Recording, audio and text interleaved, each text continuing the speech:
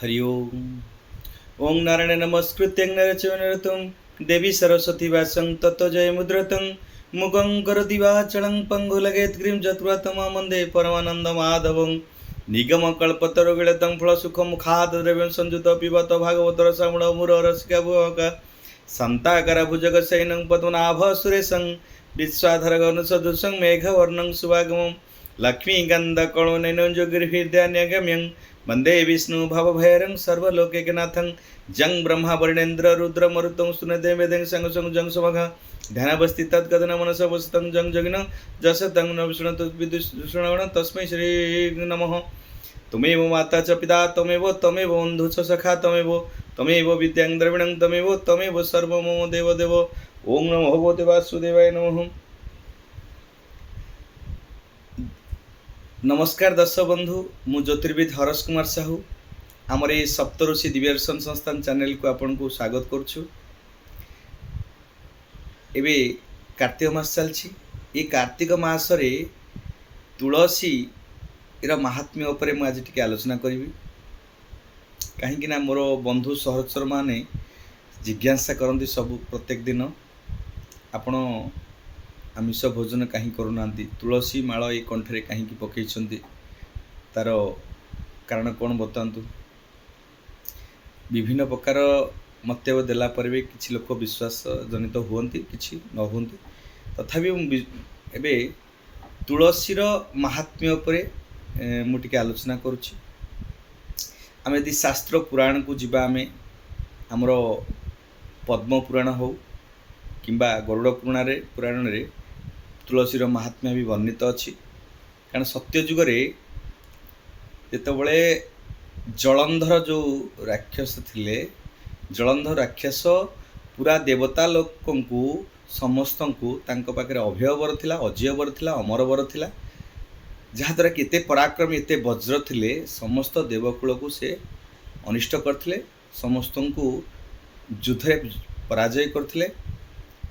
सर्वशेष महादेव तो तांकर जो प्रभाव रही अत्याचार अन्याय को नाश करने महादेव तांको संगरे युद्ध करथिले। महादेव जेतबले तांको युद्ध रे हारिबा पोजिशन आसीगले, हारिबा समय आसीगला, से समय देवकूल माने समस्ते अनुभव कले जे एथरे महादेव हारिया पर आसीगले। से समस्ते देवकूल देवता माने श्री विष्णु पाखरे जी समस्त गुण को हरण करती, समस्त भक्तंकर चक्रव्यूहरु समस्त रक्षा करती, समस्तंकर गर्व अहंकार खंजन करती। से विष्णु पाखरे समस्ते पहुँचले। विष्णु कहले, विष्णु देखले ये एते पराक्रम केमती, यार ये बलशाली है समस्त को परास्त करि पारुछि। देवता मानकर एते प्रकार बलवान थाई, एते गुण थाई, एते समस्ते पराकष्ट थाई, एमान को जय करछि। तार कारण हला तार जो पत्नी थिला तांको ना हला वृंदावती। वृंदावती सती थिले, एते सती थिले, से सतीत्व फल तार स्वामी जलंधर को कहीं विध्वंसन कर पारे कि पराजय कर पारे। आज ये कहबार दिन जदि आपणकर ये कलिजुग जेकोसी नारी हो जदि सती तो तार रक्षा करे, निश्चिंत रूपे तांकर स्वामी कौन प्रकार माने अनीतिकर अन्याय अत्याचार रु से वंचित हम, ने तार विभिन्न प्रकार समस्या से रक्षित हम, अन्य समस्त समस्या से निश्चित रूपे जय कर तार दुख क्लेश कष्ट समस्त क्षेत्र में से जय कर तार सुख समृद्धि प्राप्ति पाइब। तो आमे एठी कहिबार कारण होची जेतेबले जलंधर को समस्ते देवता माने तांको बल को पराजय होते से विष्णु कौन कले गोटे छल कपटी से छल करी कपट द्वारा ताकू कौन कले ना जलंधर वेश हो वृंदावंती पाखक जाइथिले ବୃନ୍ଦାବତୀ ପାଖକୁ ଯାଇ ତାଙ୍କୁ ସ୍ପର୍ଶ କରିଥିଲେ। ସ୍ପର୍ଶ କଲା ସମୟରେ ତାଙ୍କର ସତୀତ୍ୱ ନଷ୍ଟ ହୋଇଥିଲା। ସତୀତ୍ୱ ନଷ୍ଟ ହେଲା ପରେ କ'ଣ ହେଲା, ଏଠି ଜଳନ୍ଧର ବଧ ହୋଇଗଲେ। ମହାଦେବ ତାଙ୍କୁ ବଧ କରିଥିଲେ। ଯେପର୍ଯ୍ୟନ୍ତ ତାଙ୍କ ଭିତରେ ସତୀତ୍ୱ ଥିଲା ତାଙ୍କୁ ମହାଦେବ ବି କି କୌଣସି ଦେବତା ତାଙ୍କୁ ପାରିନଥିଲେ। ମହାଦେବ ବି ତାଙ୍କଠୁ ପରାଜୟ ବରଣ କରିବା ଉପରେ ଆସିଯାଇଥିଲା। ସେଥିପାଇଁ ବିଷ୍ଣୁ ଛଳ କପଟ ଦ୍ୱାରା ତାଙ୍କୁ ବୃନ୍ଦାବତୀକୁ ସ୍ପର୍ଶ କରି ତାର ସତୀତ୍ୱକୁ ନଷ୍ଟ କରିଥିଲେ। ଏପଟରେ ମହାଦେବ ତାଙ୍କୁ ପରାଜୟ କରିଥିଲେ। ସେଠୁ ତାପରେ ବୃନ୍ଦାବତୀ ଭାବିଲେ ଏଭଳି କେମିତି ହେଲା, ମୋର ସତୀତ୍ୱ ବଳରେ ମୋ ସ୍ୱାମୀ ନିଶ୍ଚିନ୍ତ ରୂପେ ଜୟ କରିବା କଥା, ଏମିତି କେମିତି ହେଲା। ତ ତାପରେ ଦେଖିଲେ ସେଠି ଯେତେବେଳେ ମୋ ସ୍ୱାମୀ ମୃତ୍ୟୁବରଣ କରିଛି ତ କିଛି ସମୟ ପୂର୍ବରୁ ମୋ ସାଙ୍ଗରେ ଆସି ସମ୍ପର୍କରେ ଥିଲେ। ତ ସେ ଯେତେବେଳେ ଧ୍ୟାନ କଲେ, ସତୀତ୍ୱର ତାଙ୍କର ବ୍ୟାଖ୍ୟା ଦେଇ ଧ୍ୟାନ କଲେ, ଦେଖିଲେ ତାଙ୍କ ରୂପରେ ସ୍ୱୟଂ ବିଷ୍ଣୁ ବ୍ରହ୍ମାଣ୍ଡର ଯିଏ ନାରାୟଣ ସେ ଆସି ତାଙ୍କୁ ତାଙ୍କର ଛଳ କପଟରେ ସେ ତାଙ୍କୁ ସତୀତ୍ୱକୁ ନଷ୍ଟ କରିଥିଲେ। ସେଥିପାଇଁ କି ସେ ବିଷ୍ଣୁଙ୍କୁ ଅଭିଶାପ ଦେଲେ, ଆପଣ ଛଳ କପଟ ଦ୍ୱାରା ମୋ ସତୀତ୍ୱକୁ ନଷ୍ଟ କରିଥିଲେ। ଆପଣଙ୍କର ହୃଦୟଟା କ'ଣ ଏତେ କଠୋର, ଏତେ ପଥର ଯେ ମୋର ସତୀତ୍ୱକୁ ନଷ୍ଟ କଲେ। ଆପଣ ସ୍ୱୟଂ ଭଗବାନ ନାରାୟଣ ଆଉ ମୋ ସତୀତ୍ୱକୁ ନଷ୍ଟ କଲେ। ଆପଣ ଯଦି ମୋ ସତୀତ୍ୱକୁ ନଷ୍ଟ କରିଛନ୍ତି, ମୁଁ ଆପଣଙ୍କୁ ଅଭିଶାପ ଦେଉଛି, ଆପଣ ଯେମିତି ପଥର ହୃଦୟରେ ପଥର ଭଳିଆ ମୋର ସତୀତ୍ୱକୁ ନଷ୍ଟ କଲେ, ସେଇଭଳି ଭାବରେ ଆପଣ ପଥର ହେଇଯିବେ, ବଜ୍ର ହେଇଯିବେ, ଶିଳା ହେଇଯିବେ। ଆପଣଙ୍କୁ ମୁଁ ଅଭିଶାପ ଦେଉଛି। ବିଷ୍ଣୁ ତଥାସ୍ତୁ କଲେ। ତାଙ୍କ ବରକୁ, ତାଙ୍କ ଅଭିଶାପକୁ ସେ ନିଜକୁ ଆମାୟିତ କଲେ। ତାପରେ କହିଲେ ଠିକ୍ ଅଛି, ମୁଁ ଯଦି ପଥର ହେଲି ତୁ ପଥର ହେଇଯିବୁ। ତୋର ଏ ଅଭିଶାପଟାକୁ ମୁଁ ଆଉ ତୋତେ ବର ବି ଦେଇ ଦେଉଛି। ତୁ ପଥର ହେଲେ ମୁଁ ପଥର ହେବି ଯଦି ତୁ ମୋ ମୁଣ୍ଡରେ ସବୁବେଳେ ରହି ପୂଜା ପାଇବୁ। ତୋର ଯେଉଁ ଦୁଃଖ ଦୁର୍ଦ୍ଦଶା, ତୋର ପତି ଆଜି ନିହତ ହେଇଛନ୍ତି, ପରାଜୟ ହେଇଛନ୍ତି, ମୃତ୍ୟୁବରଣ କରିଛନ୍ତି, ଆଜି ପରେ ବୃନ୍ଦାବତୀ ତୁଳସୀ ନାମରେ ତୁ ପୂଜା ପାଇବୁ। ତୁ ମୋର ସମ୍ପୂର୍ଣ୍ଣ ସବୁଠାରୁ ପ୍ରିୟ ହବୁ। ବିଷ୍ଣୁ ପ୍ରିୟା ମାନେ ବିଷ୍ଣୁଙ୍କର ଭଗବାନଙ୍କର ପ୍ରିୟ ହେଇକି ରହିବୁ। ମୋ ଚରଣରେ ତୁ ପୂଜା ପାଇବୁ, ମୋ ମୁଣ୍ଡରେ ତୁ ପୂଜା ପାଇବୁ। ଆଉ ତୋର ପତ୍ର ଯଦି କୌଣସି ଅମୁଣିରେ ନ ପଡ଼ିଲା ସେ ପ୍ରସାଦ ହେବନି। ପ୍ରସାଦରେ ନ ପଡ଼ିଲେ ମହାପ୍ରସାଦ ହେବ। ରାମ କୃଷ୍ଣ ବରାହ ମିହିର ଆମର ଜଗନ୍ନାଥ ସମସ୍ତେ ହେଉଛନ୍ତି ବିଷ୍ଣୁଙ୍କର ଅବତାର। ରାମ କୃଷ୍ଣ ବିଷ୍ଣୁ କଚ୍ଛପ ବରାହ ସମସ୍ତେ ଯେଉଁ 10 ଅବତାର ଥିଲେ ସେ ବିଷ୍ଣୁଙ୍କର ଅବତାର। ସମସ୍ତଙ୍କ ପାଇଁ କହିଥିଲେ ଯଦି ତୁଳସୀ, ଯେକୌଣସି ବିଷ୍ଣୁଙ୍କର ଅବତାର, ତୁଳସୀ ଯଦି ତୁଳସୀକୁ ଯଦି ନ ପକାଯାଏ ତାହେଲେ ସେ ମହାପ୍ରସାଦ ହେବନି, କି ପ୍ରସାଦ ରୂପେ ମୁଁ ତାକୁ ଗ୍ରହଣ କରିବି ନାହିଁ। ସେଥିପାଇଁ ଆମେ ତୁଳସୀକୁ ଯେତେବେଳେ ଅଭଡ଼ାରେ ଆମେ ପକାଉ ସେଇଟା ମହାପ୍ରସାଦ ହେଉଛି।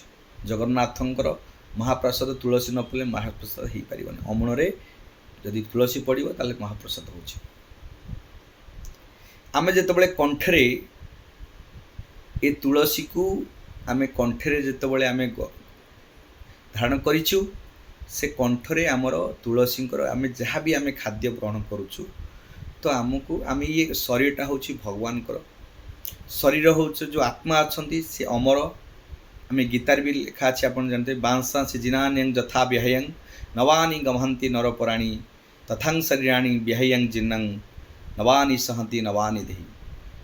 ଯେମିତି ଆମର ପୁରୁଣା ଶରୀରକୁ ତ୍ୟାଗ କରି ଆପଣ ଯେତେବେଳେ କପଡ଼ାଟି ଧାରଣ କରୁଛନ୍ତି, ଶାସ୍ତ୍ର ସେଟା ବର୍ଣ୍ଣିତ ଅଛି, କପଡ଼ା ଯେତେବେଳେ ଧାରଣ କରୁଛନ୍ତି ପୁରୁଣା କପଡ଼ାକୁ ତ୍ୟାଗ କରିକି ନୂଆ କପଡ଼ାକୁ ପରିଧାନ କରୁଛନ୍ତି, ସେମିତି ଜୀବାତ୍ମା ଇଏ ପୁରୁଣା ଶରୀରକୁ ତ୍ୟାଗ କରି ନୂଆ ଶରୀରକୁ ପ୍ରାପ୍ତ ହୁଅନ୍ତି।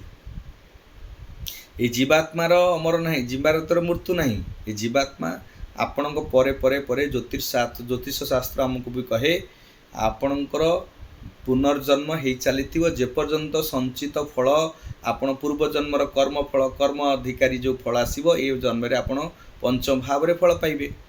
ଜନ୍ମାନ୍ତର ଆପଣଙ୍କର ଜନ୍ମ ମୃତ୍ୟୁ ପରେ ଜନ୍ମ ମୃତ୍ୟୁ ଏମିତି ଜନ୍ମାନ୍ତର ଚାଲିଥିବ। ଯେତେବେଳେ ଇଏ ଆତ୍ମାଟା ପରମାତ୍ମା ସାଙ୍ଗରେ ଆଟାଚ୍ ହେଇଯିବ ସେ ସମୟରେ ବିଲୀନ ହେଇଯିବ, ଆଉ ଆପଣଙ୍କର ପୁନର୍ଜନ୍ମ ହେବନି। ସେ ସମୟ ଯାକେ ଆପଣଙ୍କୁ ସେତିକି ସାଧନାରତ ହେଇ ଜ୍ଞାନ ନେବାକୁ ପଡ଼ିବ, ଯେଉଁଟାକି ଆପଣ ଭଗବାନ ପାଖରେ ଏଇ ଆତ୍ମାକୁ ପରମାତ୍ମା ସାଙ୍ଗରେ ଆଟାଚ୍ କରିବେ। ସେ ସମୟରେ ଆପଣଙ୍କର ଏ ପୁନର୍ଜନ୍ମ ହେବନି, ସେ ପର୍ଯ୍ୟନ୍ତ ବିଲୀନ ହେବନି, ଆଉ ସାଧୁ ସନ୍ଥ ରୂପ ଆପଣଙ୍କୁ କରିବାକୁ ପଡ଼ିବ। ତ ଆମେ ତୁଳସୀଙ୍କର ଯେଉଁ କଣ୍ଠରେ ଆମେ ଧାରଣ କରୁଛେ, ଏଥିରେ ଆମେ କ'ଣ କରୁଛେ, ଆମ ମହାପ୍ରସାଦ, ଆମେ ଇଏ ଜୀବାତ୍ମା ଯିଏ ହେଉଛି ଭଗବାନଙ୍କର ଆତ୍ମା ପରମାତ୍ମାକୁ ଆଟାଚ୍ କରିବା। ଆମେ ଯାହା ଖାଦ୍ୟ ଖାଉଛେ ତାକୁ ଯଦି ଆମେ ଭଗବାନଙ୍କୁ ଆମେ ପ୍ରସାଦ ରୂପେ ମାନେ ଆମେ ଛାଡ଼ୁଛେ, ସେଇଟା ମହାପ୍ରସାଦ ହେବା ପାଇଁ ଇଏ ଶରୀରରେ ଏଇ ଯେଉଁ ଆମର ଅଛନ୍ତି ପେଟ ଅଛି, ସେଇ ପେଟ ଭିତରେ ଭୋଜ୍ୟସ୍ଥଳୀ ଅଛି, ତାକୁ ଭୋଜ୍ୟସ୍ଥଳୀ କହନ୍ତି।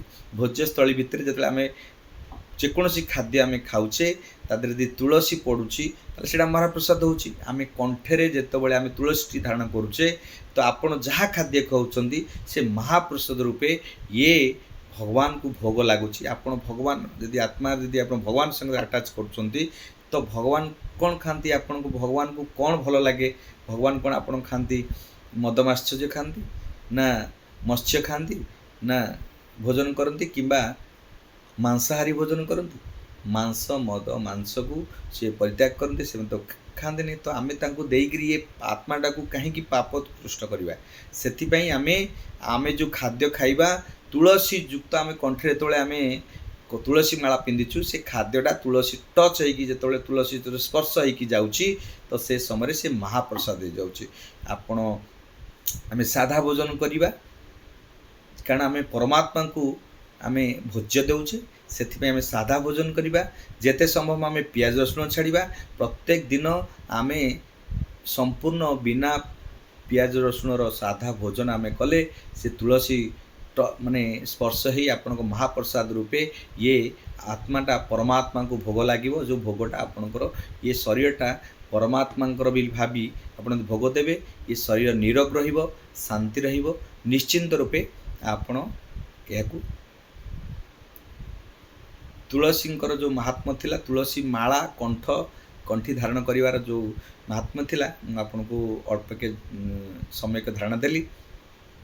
ତୁଳସୀର ଚୟନ ବି ଅଛି, ଚୟନ ବିଷୟରେ ବି କହିବି। ତୁଳସୀ କେଉଁଦିନ ଆପଣ ତୁଳସୀ ପତ୍ର କେବେ ଚୟନ କରିବେ, କେଉଁଦିନ ଚୟନ କରିବେ, କେଉଁଦିନ ଚୟନ କରିବେନି, ତାର ବି ବ୍ୟାଖ୍ୟା ଅଛି। ତୁଳସୀ ପତ୍ରକୁ ଏକାଦଶୀ ଦିନ କେବେ ଚୟନ କରିବେନି, କିମ୍ବା ଦ୍ୱାଦଶୀ ଦିନ କରିବେନି, କାରଣ ଏକାଦଶୀ ଦିନ ବିଷ୍ଣୁ ପ୍ରିୟା ଲକ୍ଷ୍ମୀ ଯେତେବେଳେ ଉପବାସ କରିଥାନ୍ତି, ମାନେ ବିଷ୍ଣୁ ବୃନ୍ଦାବତୀ ଯେତେବେଳେ ଉପବାସ କରିଥାନ୍ତି, ସେ ସମୟରେ ଆପଣ ଯଦି ତାଙ୍କୁ ସ୍ପର୍ଶ କରୁଛନ୍ତି, ଛିଣ୍ଡଉଛନ୍ତି, ନିଶ୍ଚୟ ତାଙ୍କୁ ଆଘାତ ଲାଗିବ, ତାଙ୍କ କୋମଳ ହୃଦୟକୁ ଟିକେ କଷ୍ଟ ଲାଗେ। ସେଥିପାଇଁ ଆମେ ଏକାଦଶୀ ଦ୍ୱାଦଶୀରେ ଆମେ ମନ୍ତ୍ର କରିବା, ବରଣ କରିବା, କିନ୍ତୁ ଆମେ ସେଦିନ ଟିକେ କଷ୍ଟ ଦେବାନି, ଆଣିବାନି। ପୂର୍ଣ୍ଣିମା ଦିନ, ଅମାବାସ୍ୟା ଦିନ, ସଂକ୍ରାନ୍ତି ଦିନ, ମାସନ୍ତ ଦିନ ଟିକେ ଆମେ ଇଏ କରିବା। ସନ୍ଧ୍ୟା ସମୟରେ, ରାତ୍ର ସମୟରେ ବି ସ୍ପର୍ଶ କରିବା। ଛିଣ୍ଡିଲା ବେଳେ ନଖକୁ ଆମେ ଇଏ କରିବାନି, କାରଣ କୋମଳ ହୃଦୟ ସ୍ନେହୀ, ଯେହେତୁ ବିଷ୍ଣୁଙ୍କର ପ୍ରିୟା ମାନେ ବିଷ୍ଣୁଙ୍କର ପ୍ରିୟ, ଅତ୍ୟନ୍ତ ଭାଗ୍ୟଶାଳୀ ସୌଭାଗ୍ୟଶାଳୀ ସେ ପତ୍ର ମାନେ ତୁଳସୀଙ୍କୁ ସେ ଅତ୍ୟନ୍ତ ଆଦର କରନ୍ତି, ଭଲ ପାଆନ୍ତି। ତ ତାଙ୍କୁ ଆମେ କଷ୍ଟ ଦେବାନି। ବିଷ୍ଣୁଙ୍କର ପ୍ରିୟ ଯିଏ ଆମର ସେ ପ୍ରିୟ, ତ ତାଙ୍କୁ ଆମେ କଷ୍ଟ ଦେଲେ, ନଖରେ ଛିଣ୍ଡେଇଲେ କଷ୍ଟ ହେବ। ଆମ କୋମଳ ଯେଉଁ ସ୍ପର୍ଶ ଅଛି, ଜ୍ଞାନ ମୁଦ୍ରାରେ ଆମେ ତାକୁ ଦୁଇଟା ପତ୍ର ଯେଉଁଟା ବାହାରିଥାଏ ସେଇଆକୁ ଆମେ ଛିଣ୍ଡେଇବା, ଭୋଗ ଲଗାଇବା।